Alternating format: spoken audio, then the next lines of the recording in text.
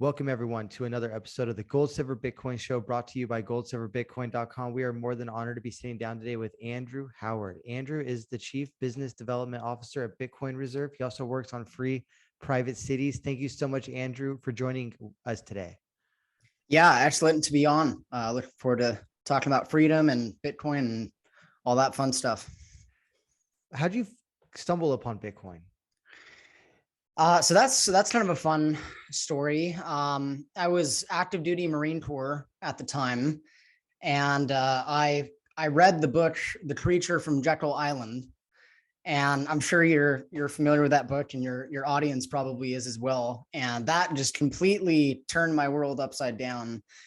Being in the military. And growing up, in the US, of course, you see all these movies and there's a lot of, you could call it propaganda about the military. And I had never put the connection together before about, central banking and the military industrial complex. So learning about, basically the fact that these forever wars can't happen without the money printer funding them. It was just a mind-blowing concept for me. And, at that point, I got really into the Austrian school of thought, libertarianism, true freedom. And I found out about Bitcoin at the time. And it was like early 2017, right before that big run up. Before that, I'd been stacking gold and silver as well. So, once I found out about Bitcoin, it was kind of this aha moment of, oh my gosh, this is, in my opinion, the most superior form of money that mankind has ever possessed. So, ever since then, I've just been going down the rabbit hole and pursuing freedom as much as possible. Did you ever deploy? No, I was lucky to not deploy. So I was stationed in San Diego pretty much the whole time. So pretty nice place. Yeah, that's actually where I'm from originally. Nice. I moved recently to North Idaho, though. So a lot more free. Right now it is. Yes, indeed. Are you in Mexico? I am in Mexico. Yeah. Mexico has been a bastion of reason from the top down, at least in the last 18 months. How's it been being in Mexico? Yeah, it has. So it's a very exciting place to be because, unfortunately, the United States, the land of the free, has closed off the borders to the unvaccinated foreigners. And, for people who are from Europe, from Australia, from these very tyrannical countries who need to flee, they're literally refugees, they go to Mexico. As far as the level of compliance, to be honest, I'm not happy with the amount of mask wearing here, but it's a very free place to be. I don't have issues with, this whole hysteria happening right now. And I tell people it's not a country for naive people. You definitely have to have your wits about you, but growing up in the US, you hear about how dangerous Mexico is, right? You're always, so many people think it's just this horrible, dangerous place, but it's a very big place. And there are great areas to live in that are extremely safe. I mean, where I live, I can go on a walk at 11 in the evening and, be totally fine. But of course, there are dangerous areas as well. So it just depends where you're at. When you were stationed in San Diego, did you ever sojourn down to Tijuana, Mexico? I did not, because they when I was in, they made it like illegal for Marines to go down there for many different reasons. Yeah. What are your thoughts on AMLO overall? So, all right, I'm an anarcho-capitalist. I look at politics like I don't think any human being has authority over me, because no human being has more rights than another human being. But that being said, I do like the fact that he's in some ways kind of rejected the notion of this whole narrative. He's at least, I mean, you don't even need to have a COVID test to enter Mexico. So that's great. A lot of the people here do not like him. He's almost, it's interesting. He's almost like the Donald Trump of Mexico. That's kind of the way that I have perceived this. The media constantly bashes him, and kind of the social justice warrior crowd in Mexico, they don't like him. But yeah, I mean, as far as the COVID hysteria, I'm very happy with the way things are right now. Yeah. It's very interesting because AMLO has been a public figure in Mexico, I think, since the 70s. He's been a long time socialist or democratic socialist, and he ran for president many times. Lamented one time that one of his elections was stolen from him many years ago, and he finally became president, I think in like 2018 or something like that. And he was a darling of kind of the progressive movement at that time. I know, having grown up in San Diego, I became very intertwined with Mexico. And I know people who you might categorize as social justice minded who love AMLO and loved AMLO in particular. And it's interesting to see how over the last 18 months, how that side of the political spectrum has kind of turned against him as he's taken what I consider to be a middle of the road approach on the issues we've faced over the last 18 months. And that has been very interesting because from my perspective, also, more anarchist, libertarian minded, I liked him actually like right away in 2018 just for fun's sake, because he was like posting videos of himself on his Facebook taking batting practice and playing baseball, and he'd have these messages about how the youth should play sports to stay healthy. And he kept posting these things, and I was like, yeah, I like this guy. He's got a good swing for a 77-year-old. And eventually I kind of started thinking, what do these videos mean? These must be something more to these videos, because he keeps talking about baseball. And eventually I was like, is this guy talking kind of more about like the ideals that the US stood for originally, like liberty and justice, etc.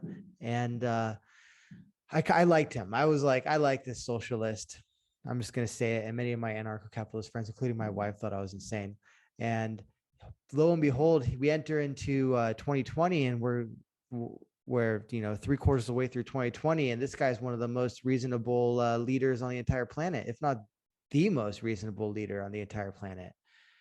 And so that's my AMLO rant. I'm a big fan of AMLO for now, although of course, like you stated, I mean, this speaks not to the body politic in Mexico so much as just a few decisions he's made as the leader there. There was also a case recently where he was using, I believe, his attorney general to try and arrest corrupt scientists. And it's real tough to figure out what was going on there through just the media. But the media didn't like this move. They're saying that he was trying to shut down his opposition and quiet certain scientists. And I still wonder what was going on there. And so that's my AMLO rant, a socialist who I like. So Bitcoin and freedom. Like, at what point did you connect Bitcoin to freedom, and what was that journey all like in your head? Yeah. So, the idea that inflation is hidden theft is a very important one to grasp. And, there's no way that you can call a society a capitalist society if the form of money is literally a communist form of money. And to get more specific on that, if you look at Karl Marx's tenets of communism, central banking is his fifth tenet of communism. So America, a lot of people on the left blame capitalism as being the issue, but there's no way, again, you can have a capitalist system with a communist monetary system. And the idea, gold, obviously I would prefer a gold standard over a fiat standard any day. But the problem with gold is that it's a lot more controllable than Bitcoin. Obviously you're aware of what happened in 1933 with Executive Order 6102. Basically, the government just had the ability to confiscate it. That can't happen with Bitcoin. I mean, you can't go door to door to everybody and try and pull 24 words out of their head that they're memorizing for their private keys. So that's a huge difference. Another reason I think Bitcoin is the money of freedom is and a big difference between Bitcoin and gold in that regard is it gives people the ability to take their wealth with them when they're refugees. So if you think of a refugee, let's say you're a family who is trying to escape Soviet Russia. You're not going to be able to take any of your wealth with you. You can't take your maybe a few ounces of gold, but you're not going to be able to take anything with you. And this idea of transporting your wealth to a more favorable jurisdiction, I think there are a lot of implications that come with that. And the resulting factor is that it now gives governments an incentive to invite refugees to their country, make their jurisdictions more appealing for people because they want to attract wealth. So if you looked at El Salvador is a perfect example of this. They're way ahead of other countries right now. And and I went to El Salvador, and you can see that there's a very clear intention to treat the Bitcoiners like high-class citizens. And I think this is only going to continue because governments, especially smaller governments, want to attract wealth in their country. So that's another thing. I think the last thing is, Bitcoin, it's you hear the word decentralized all the time in the crypto space, and all of these other cryptos except Bitcoin are not actually decentralized. Bitcoin is. The US government could shut off the entire internet in that country and Bitcoin would still survive.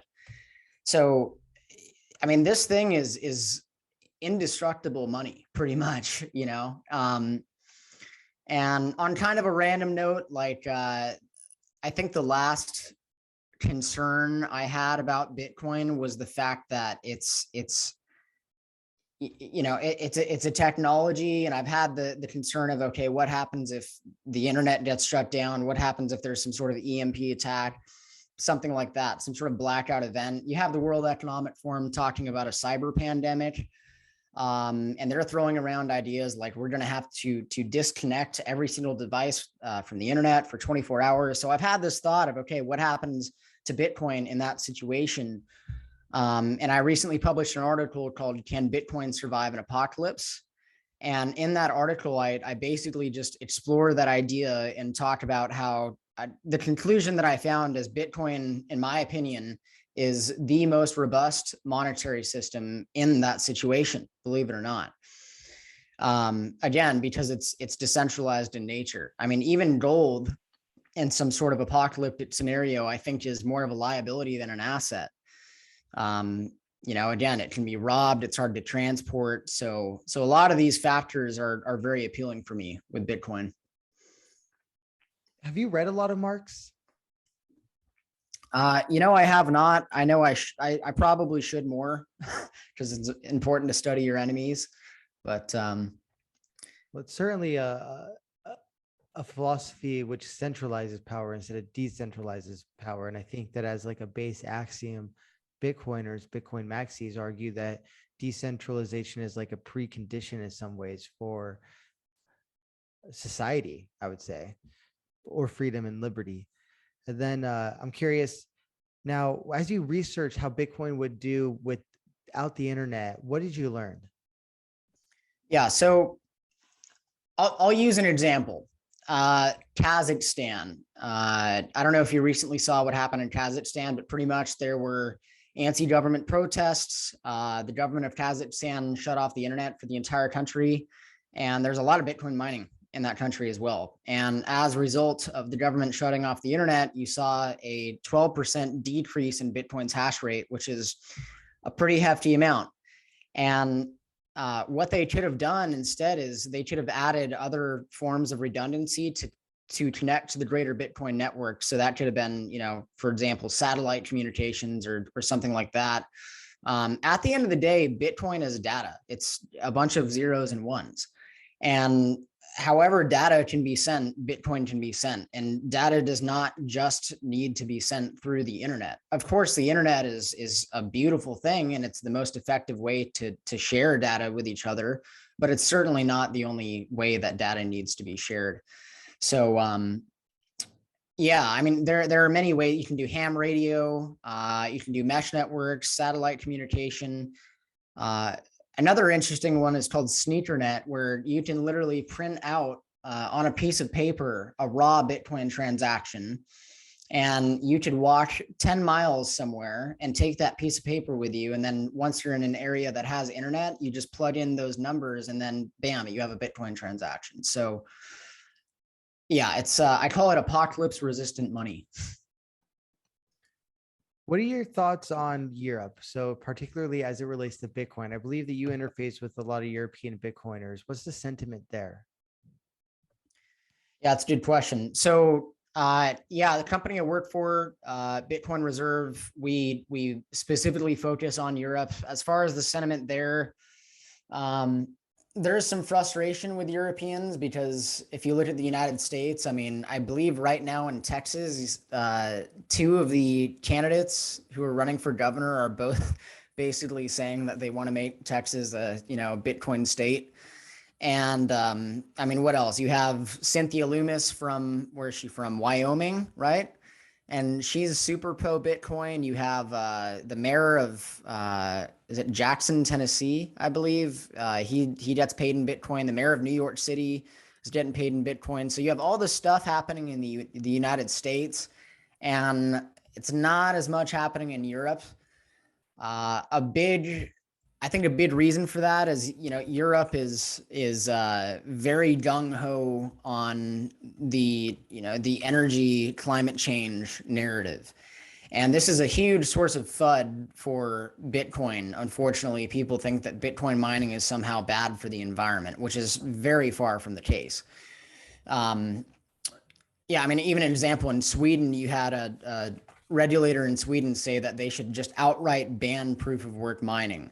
So that being said, I mean, there are a ton of Europeans interested in Bitcoin who are pushing back. Germany is a huge hotspot for Bitcoin. But I think that climate change narrative is a big issue. And if you look at energy prices in Europe, I mean, what they've been doing, energy prices have increased, I believe it's 27% since last year. And it's no coincidence that this climate change narrative and an increase in energy prices, are correlated.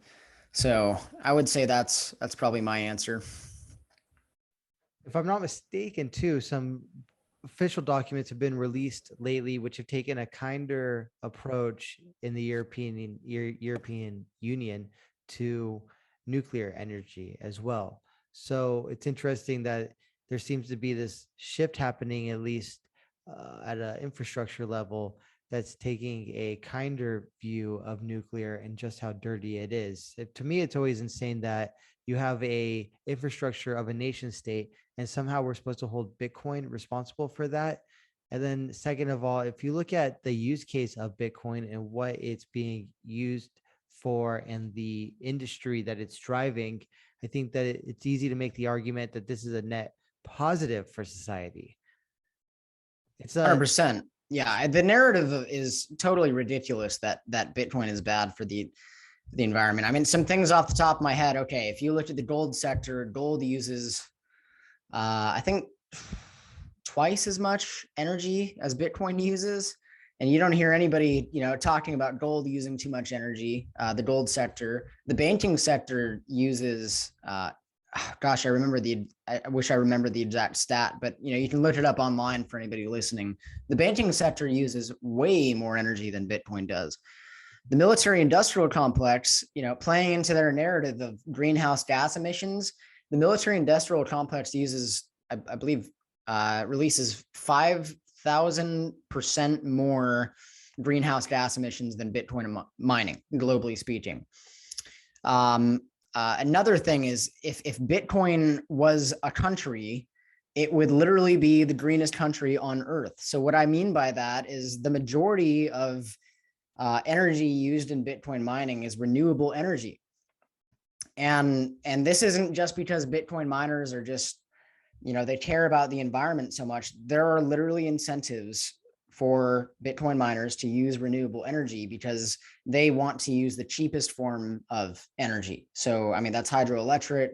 You see El Salvador using volcanic energy. so yeah, I mean, I mean, another factor too is how is, at what point are we going to say, okay, well, this is worth energy and this isn't? I mean, in my opinion, Bitcoin has the ability to put an end to the military industrial complex. And the US government bombing planet Earth all the time is not very good for the environment. So, it's definitely a net positive for the environment. With that said, what are your thoughts on the saber rattling over Ukraine that's taking place right now? You know what? To be honest, I don't know enough to confidently speak about it. I can put a general statement out there and say that I'm already against the next war and the one after that, and I just war is a scam. I mean, it's a complete scam. Another book that I talk about a lot that I read in the Marine Corps as well. You may have heard of it. It's called War is a Racket by Smedley Butler, and it's funny because the author of that book is or was a major general of the Marine Corps who got 2 medals of honor. And when you're in Marine Corps boot camp, you're taught about how badass this guy was, how he fought with valor. He got 2 medals of honor, all these things. And they conveniently leave out the part where he got out of the military and started speaking nationally against war. So yeah, this whole thing's a scam. It's for money. It's only enabled through the use of central banking. And I mean, listen, at the end of the day, I think most people are just decent people. I don't think most people, unless they've been, turned into robots in the military, like the military does, most people just want a roof over their head and food on the table, and they don't want to go to war. It's really, governments go to war with governments. People don't go to war with people. So they actually teach you, they dare to mention Smedley Butler's name in boot camp. Yes. Yeah. And most people have no idea that, he was an it's really ironic if you think about it. You'd think they wouldn't want to mention his name at all, And what, okay. So I didn't know that they mentioned him to this day in boot camp, at least when you were in the service. And so now Smedley Butler, for those who don't know, was at the time of his death the most decorated Marine in U.S. history. He had received 16 medals, 5 for heroism, and he was one of 19 men to receive the Medal of Honor twice. He also in 1933 became involved in a controversy known as the business plot, when he told a congressional committee that a group of wealthy industrialists were planning a military coup to overthrow President FDR, with Butler selected to lead a march of veterans to become dictator, similar to fascist regimes at the time. The individuals involved all denied the existence of a plot, and the media ridiculed the allegations. But a final report by a special House of Representatives committee confirmed some of Butler's testimony. And of course, this is the Wikipedia version, so I'm sure it was like all the important parts of Butler's testimony based on my reading. So this guy, this is a well-known story in 20th century U.S. history. He essentially went against big business interests in the U.S. who were trying to install a Nazi-style dictatorship in the U.S. And they're still mentioning his name in boot camp. Any other comments on that? He has a quote where he talks about how when he was in the military, he was under a state of suspended animation. And, in the military, I mentioned it before, but they turn you into a robot. They do the best they can. They want to dehumanize you as much as possible. And even like in boot camp, oftentimes after you're given a command, you're supposed to say the word, you're supposed to scream the word kill, literally scream the word kill after you're given an order. And imagine 13 weeks of this, just constant, it's definitely programming, and so at the end of the day, I think the most effective way to stop this madness is not by voting for a politician and hoping that your guy in office changes things, or hoping that some law, some piece of paper that politicians write on is going to solve things. This is why I'm so passionate about Bitcoin because I truly believe that Bitcoin is the most effective way to end the Federal Reserve. And once you end the Federal Reserve, then politicians have to directly tax you. And when they have to directly tax you for things, then all of these programs immediately go away because people see how expensive they truly are.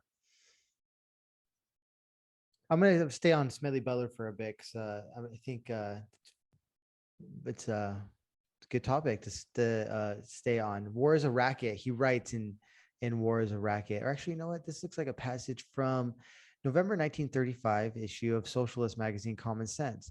I spent 33 years and 4 months in active military service. And during that period, I spent most of my time as a high-class muscle man for big business, for Wall Street and the bankers. In short, I was a racketeer, a gangster for capitalism.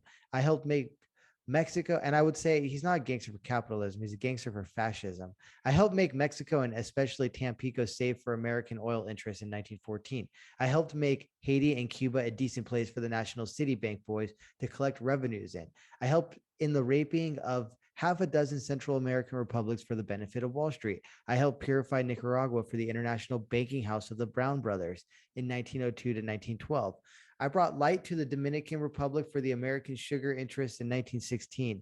I helped make Honduras right for the American fruit companies in 1903. In China in 1927, I helped to see it that Standard Oil went on its way unmolested.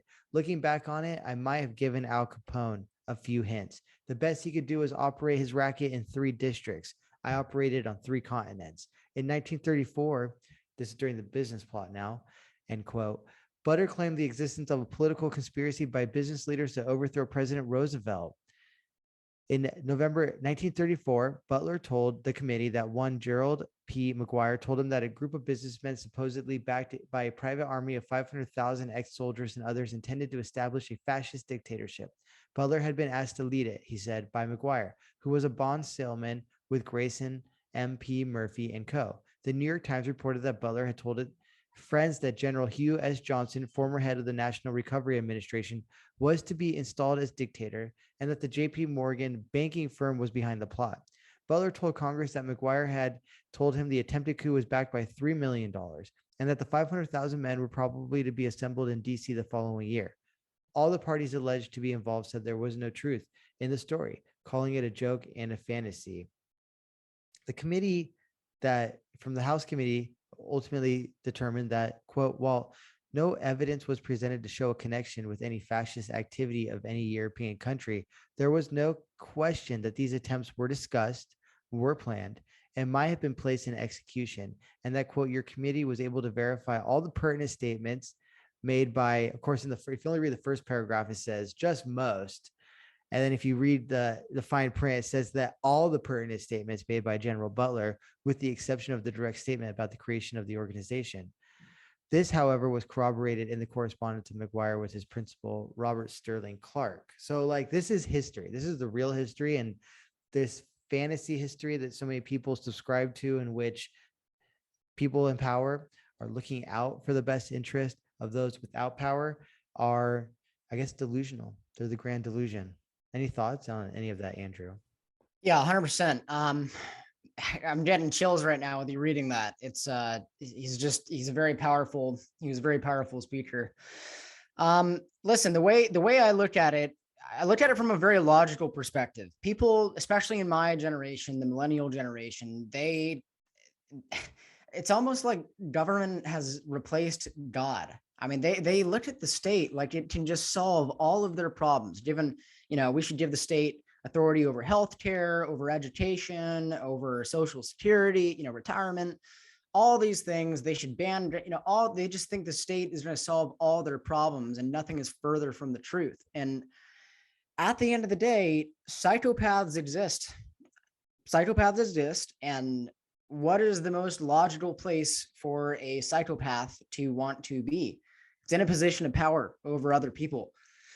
So, this idea that the government cares about you, and that, these politicians and they have our best interest in mind. History is full of examples how that is not true.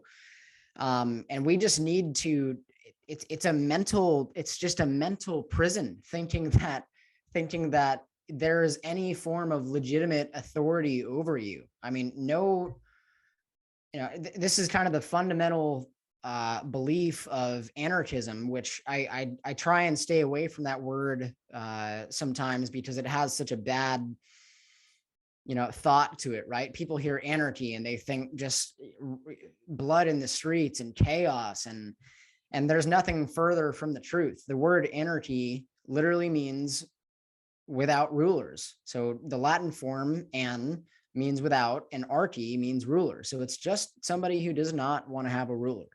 And again, logically speaking, you don't have more rights as a human being than I do. And even if 51% of a nation's population believes that they can take something away from the other 49%, that doesn't make it moral. So something is moral or immoral, regardless of how many people say otherwise. Yeah, and then just an ending statement is taxation is theft. Like no human being has a right to steal your property, no matter what the excuse is. It's still immoral. So yeah, I think as soon as humanity just breaks away from that mental prison, the quicker we'll live in a more peaceful and prosperous world. So, what was your journey to anarcho-capitalism? I mean, did you start with libertarianism and then get to anarcho-capitalism? Can you tell me a little bit about that? Yeah. So my brother, who's also prior military, is what everybody in my family was in the military. So my brother's prior military as well. And I kind of got introduced to a little bit to libertarianism in 2008, actually, when I was a young kid with Ron Paul.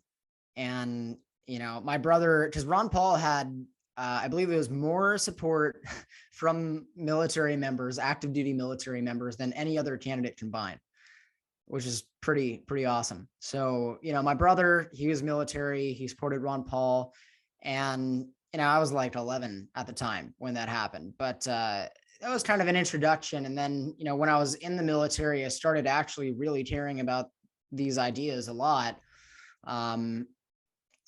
I mean, just the idea too, like I read the Constitution. I mean, most people who join the military do not even read the Constitution that they swear an oath to. So anyways, to answer your question, it was kind of the Ron Paul thing when I was younger. And then when I got older, I looked at it very seriously. And there was a gentleman named Adam Kotesh. Are you familiar with him? Okay. Yeah. So Adam Kotesh was a very, public anti-war activist. He's a Marine veteran, combat veteran who fought in Iraq. And, he constantly participated in civil disobedience. He organized this protests, for legalization of cannabis, and basically got like hundreds of people to smoke weed right outside of the White House. He also loaded a shotgun on the 4th of July in Freedom Plaza in Washington, D.C. And, he's a peaceful guy. He's not harming anybody. He's just trying to assert his rights in this world. And, seeing a guy like that, who's prior military, who now just did a complete 180. I mean, that really caught my attention.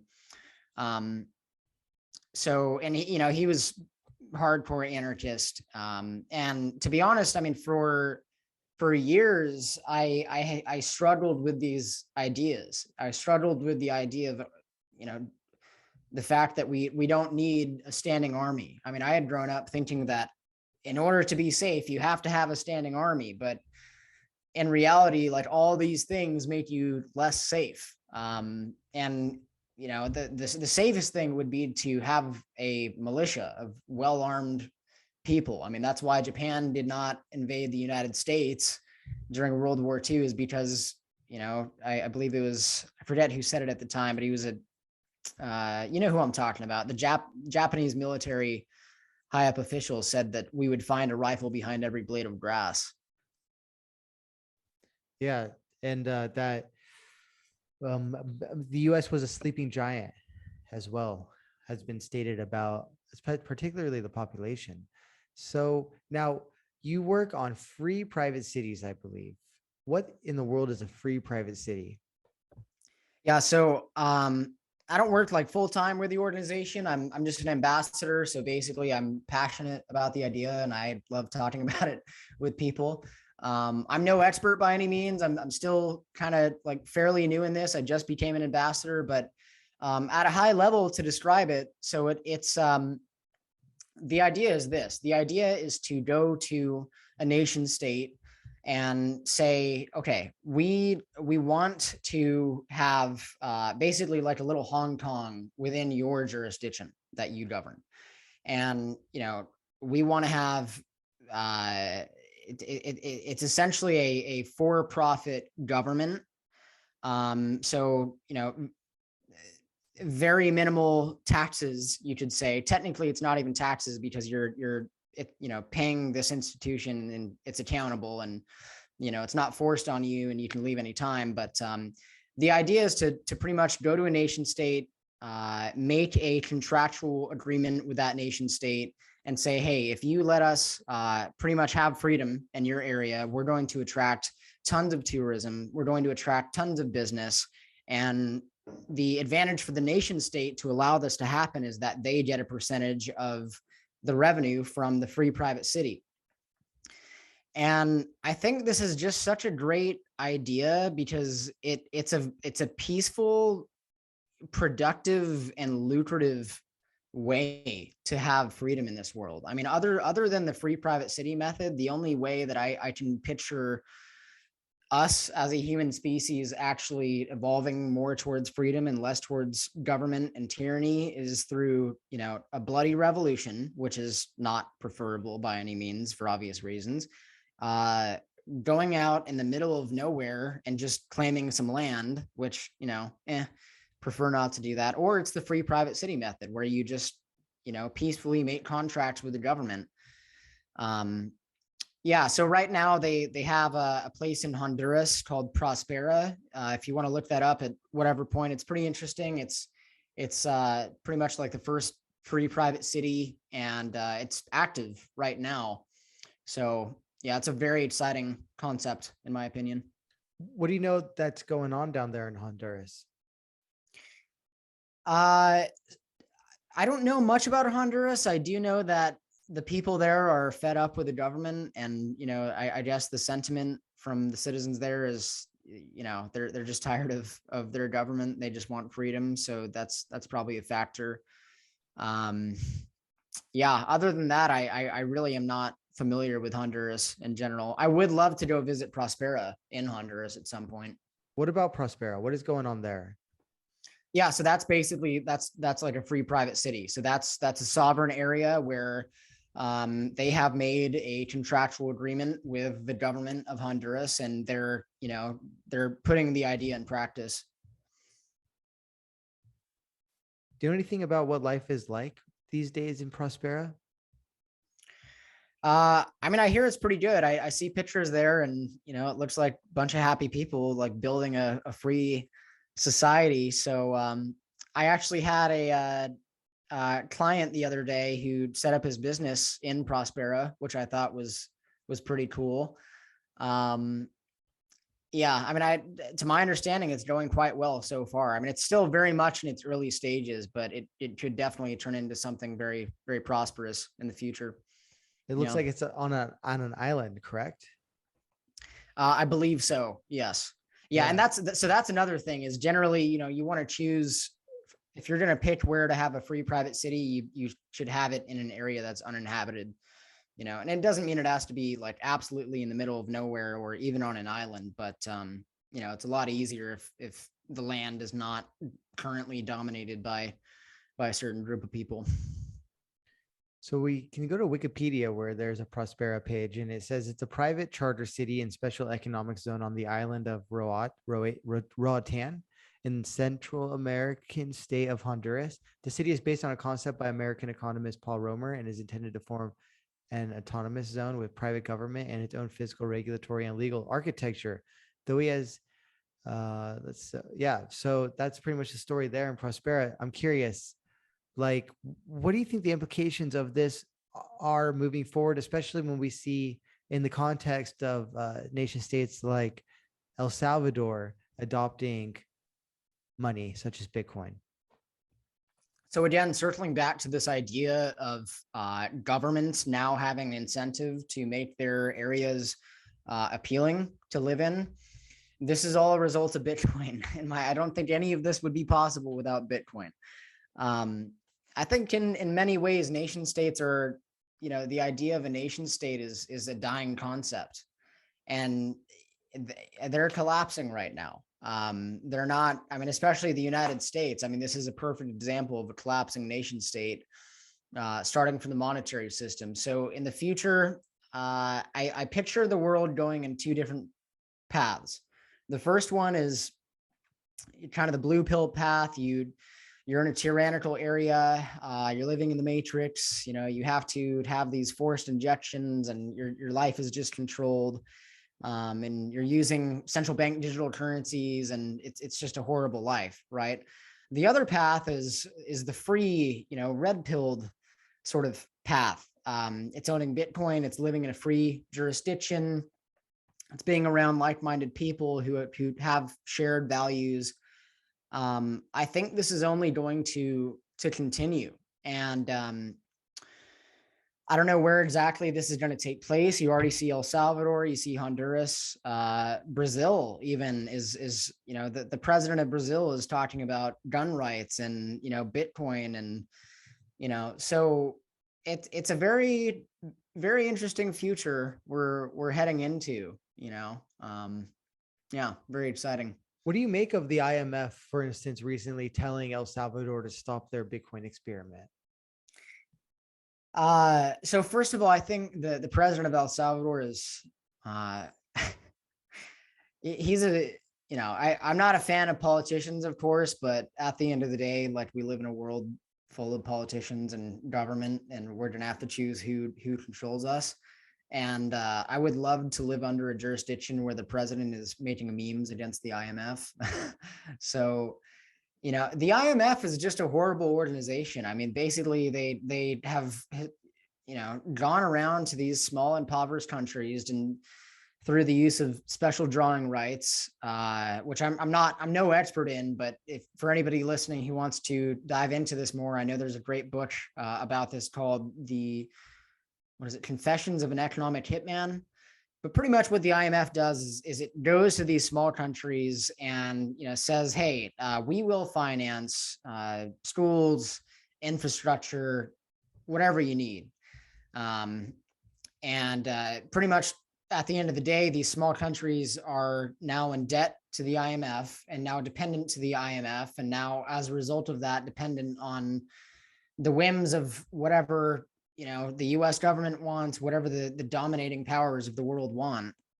And this is all a result of the monetary system. So Bitcoin gives countries like El Salvador a complete, exit system, a complete way to opt out of that system and have their own financial autonomy. So, and I think the game theory too is very interesting. Like right now you have, I think it was yesterday, Putin, the president of Russia said that Russia has certain, quote, advantages with Bitcoin mining. Bukele, the president of El Salvador, went to go speak with, the president of Turkey.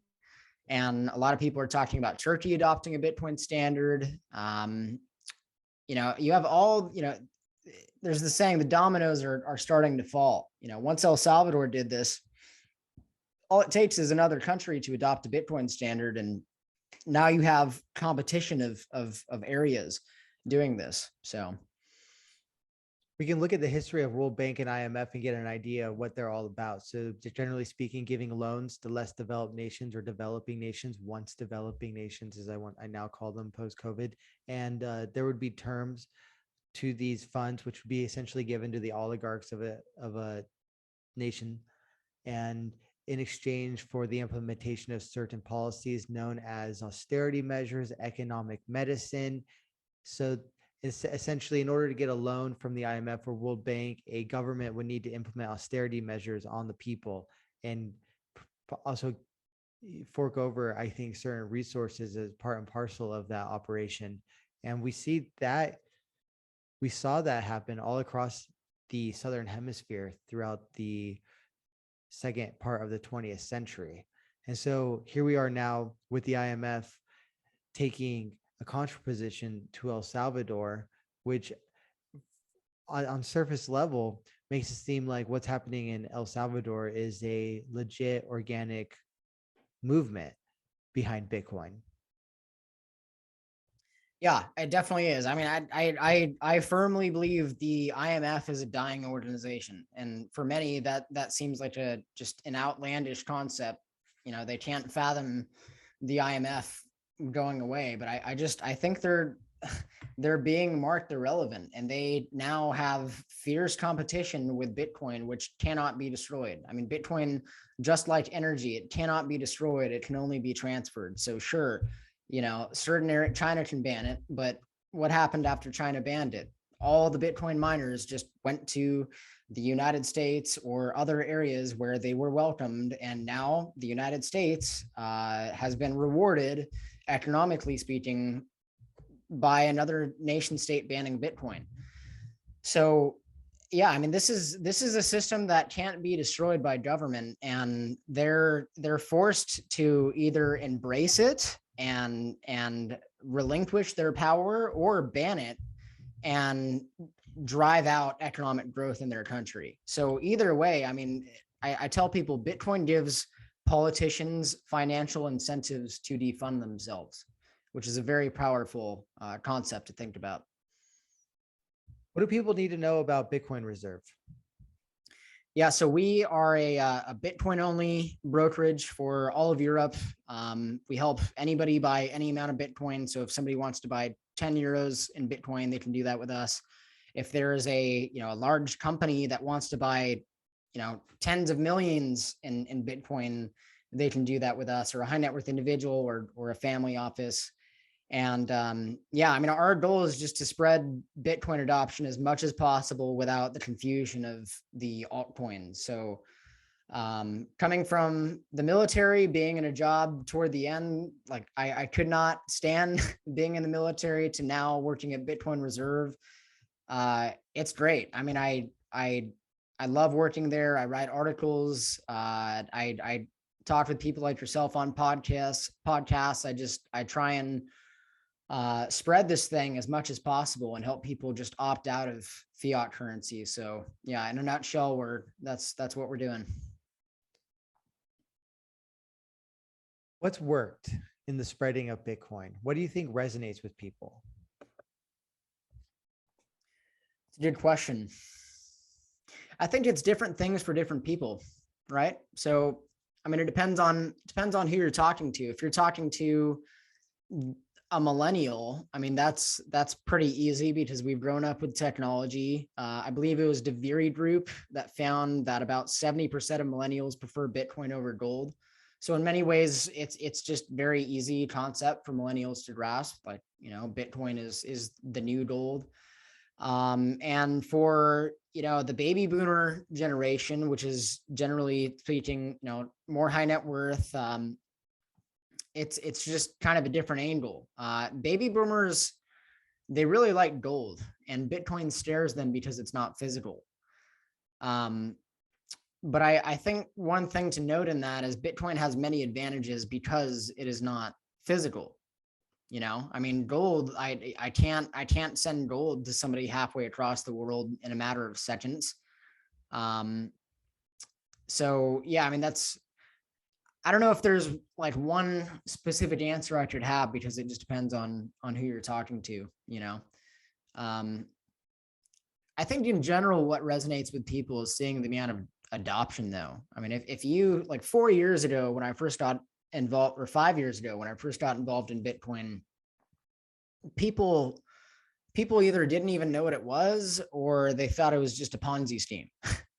And now you have like politicians getting paid in it. You have huge corporations like Tesla and MicroStrategy and Mass Mutual buying, hundreds of millions of dollars with it. You have nation states like El Salvador adopting it. So it's not, I don't think it's this taboo thing anymore. I think we're basically at the cusp of Bitcoin becoming mainstream.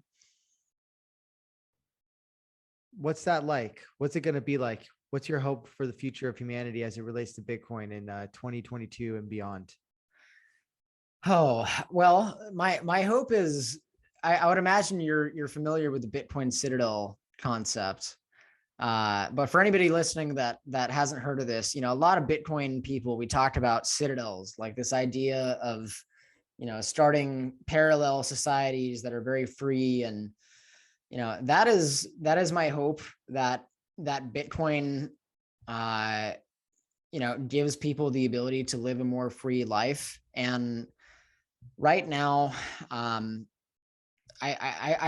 think we're at a point in humanity where people really are starting to realize the importance of freedom.